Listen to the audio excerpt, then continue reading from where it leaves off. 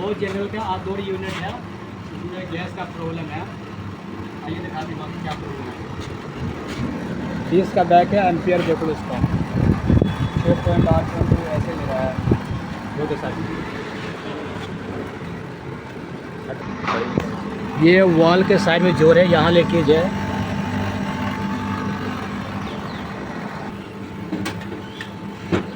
उसको रिपेयर करते हैं। जब आप लोग हमारे